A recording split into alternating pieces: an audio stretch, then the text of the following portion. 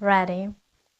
With every year that we chase the same New Year's goals, we weaken our self-efficacy and thereby ourselves. Usually, we try to make a change by modifying our behavior. I'm going to wake up at 5 in the morning. I'm going to do more of this. I'm going to do less of that. But eventually, we don't. In this video, we're not trying to change us.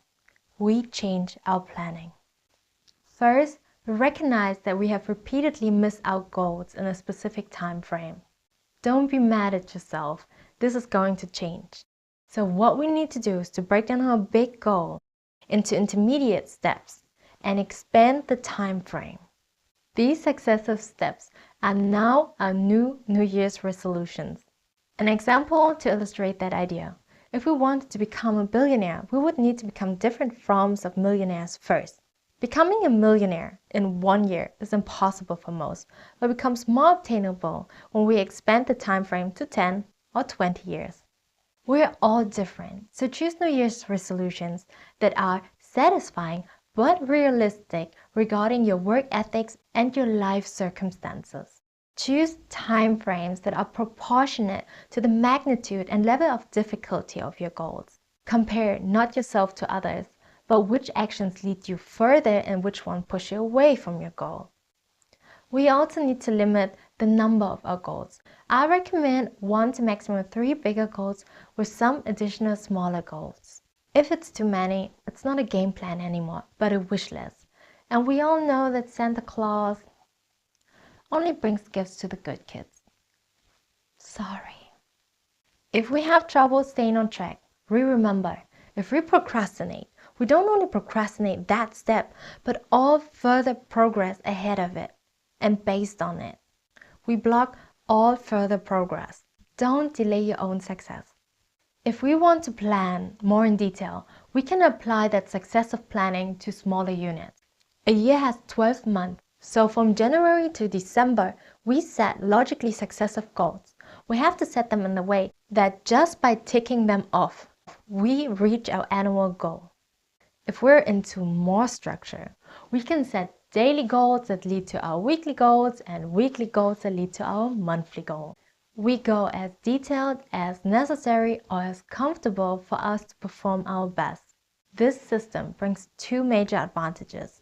Number 1, successive planning helps us to track our progress in real time. We immediately see when we're off our schedule. Number 2, we can then analyze the reasons for our deviation, whether we move faster or slower than expected, and agilely adapt our planning. Chasing the same New Year's goals for too long without any advancement is dangerous, because if we do it for too long, we will stop believing in us. Our own brain will learn that all our great ideas are just fleeting electric impulses without any further actions. We want to go big, but we go home, we go to bed, and we dream about how nice it would be if we just achieve our goals. Wake up. It's time to live your dreams. It's time to achieve your goals. If pushing harder and sprinting hasn't worked for you yet. This year, why not try the comfortable but promising way? Try out small successes first, just to get familiar with success. Just to get familiar with getting things done. And once we're used to walking, jogging, we can still start running. We won't stick to this tempo unless you want to.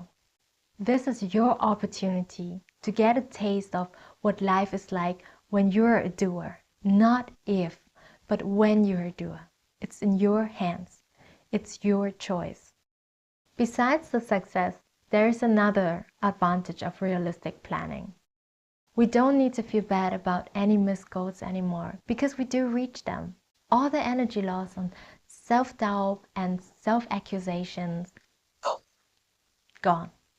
When we hit our day goal, we have actual free time without guilty consciousness, but pride that grows with every box that we tick off.